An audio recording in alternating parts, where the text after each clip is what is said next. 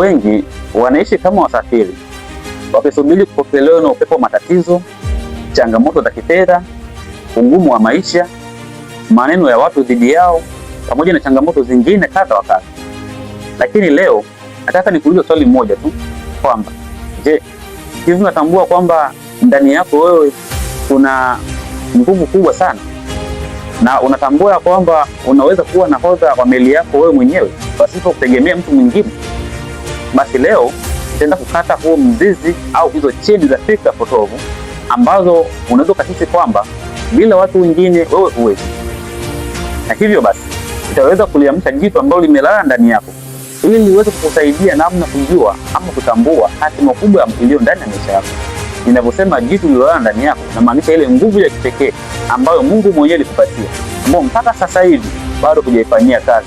Ndio sababu kubwa unaishi hao maisha ya unyonge, maisha ya shida, maisha ya taabu. Lakini hivi karibuni utaanza kuifanyia kazi, utajihisi mwenye nguvu.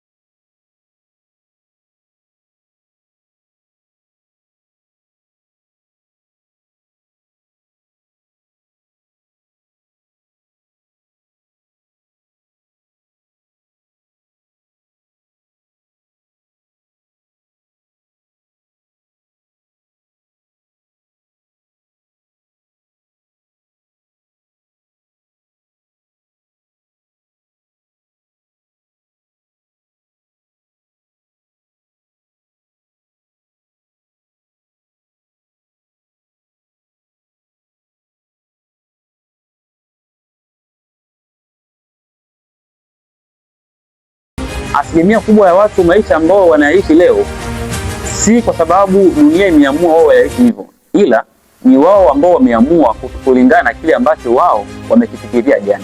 Yaani sababu ya wewe kuishi maisha ambao unaishi leo ni matokeo ya kile ambacho wewe umekifikiria jana, na wala si kile ambacho kimeamlika leo.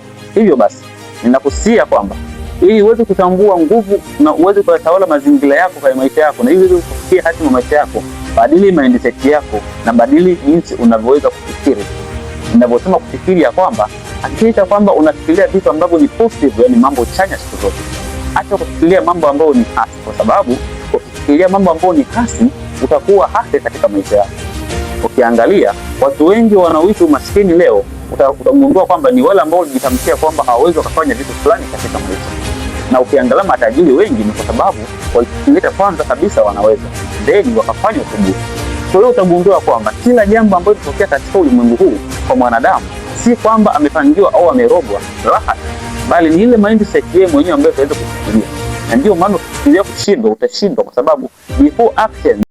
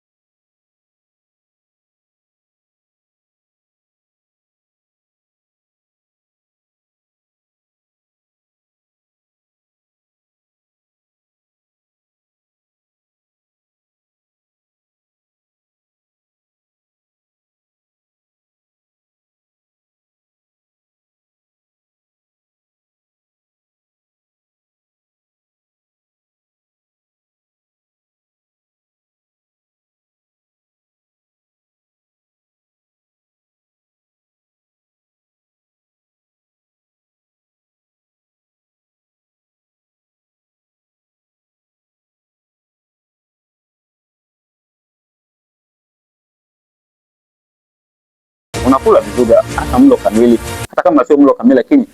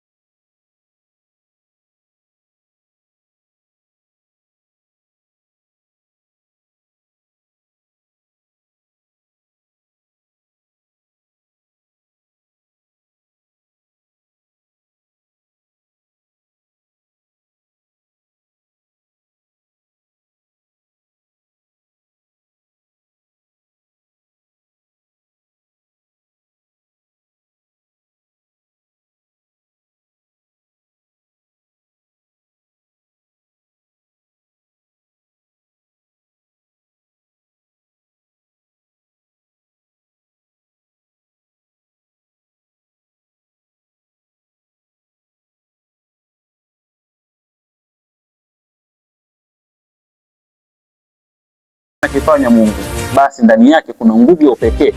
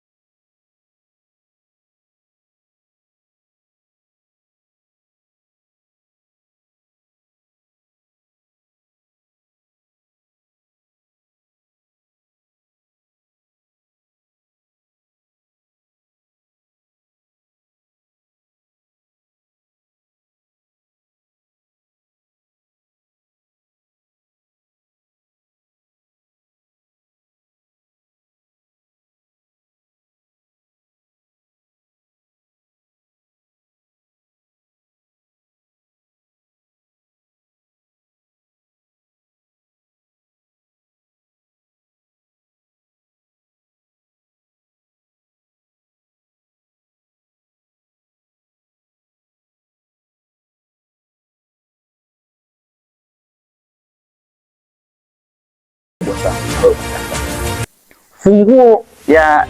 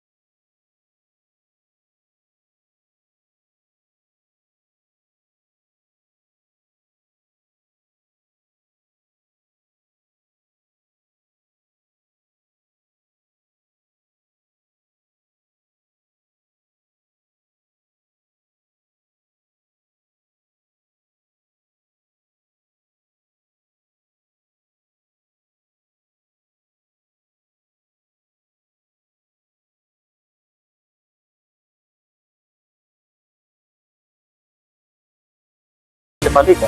Kwa hiyo hakikisha kwamba ili uweze kutambua kwamba wewe umespecialize sehemu gani ama ni nguvu gani iliyoko ndani yako, anza vitu, yani kuwa na uwezo wa kutenda. Ukiamua kwamba leo nataka nifanye biashara fulani, ingia kafanye. Hata tu kuishia kwenye kuandika kwenye makaratasi tu umetenda, hapana. Huwa ni mtu ambaye ukiamua jambo lazima ulifanye, na hakuna mtu ambaye katika dunia hii anaogopeka kuzidi yule mtu ambaye akiamua jambo lazima alifanye. Yaani mtu ambaye ukimsikia kwamba akiamua kitu lazima kifanye, huyo mtu anaogopeka sana. Hata Mwenyezi Mungu tunamuogopa kwa sababu akitamka jambo anasema kwamba neno langu haliendi bure. Kwa akisema kwamba fulani utakufa, lazima ufe. Akisema fulani hakuna atakayeweza kukua, hakuna atakayeweza. Akisema fulani utaishi. Kwa hiyo basi kitu cha msingi ambacho tunaenda kukusaidia wewe kuonekana ni mtu tofauti sana katika ulimwengu huu, na kitakusaidia kufikia hatima njema maisha yako ni kuwa na maamuzi, yani nia. Kuwa na nia ile wewe ukiamua kweli amua. Sio unakuwa ni mtu ambaye umebadilika leo umeamua mara kesho sifanyi. Hata familia itakuja kudharau, utakuona wewe ni baba usiye bora kwa sababu unakuwa ni baba usiye na msimamo. Kuwa na msimamo, kuwa na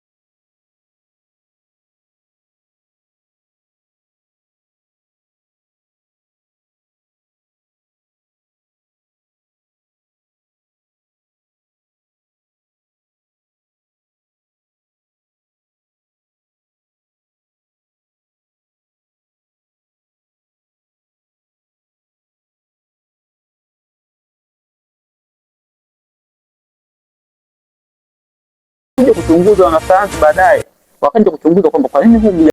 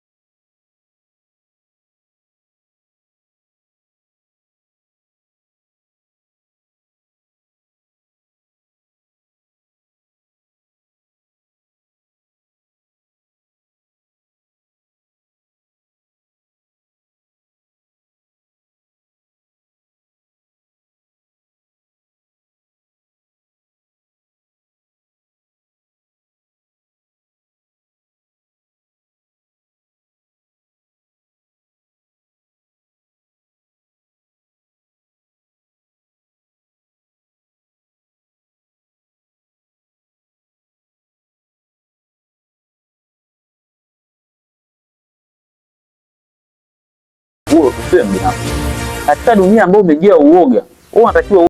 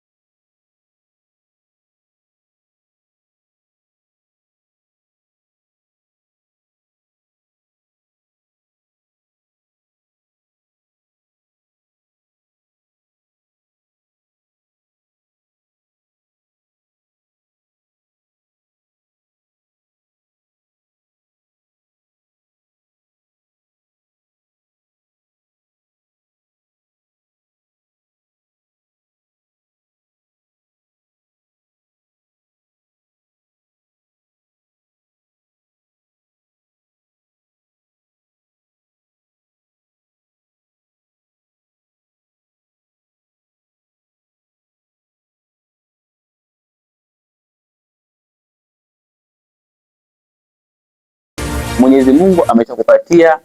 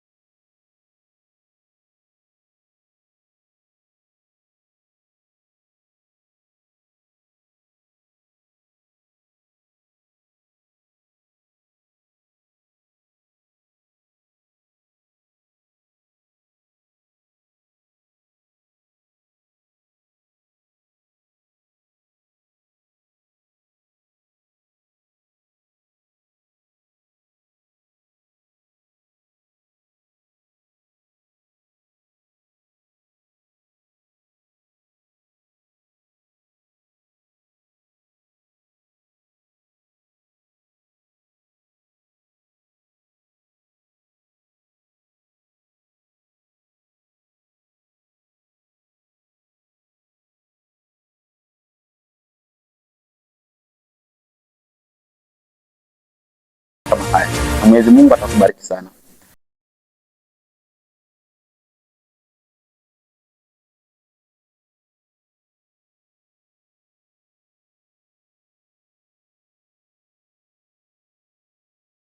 Chao.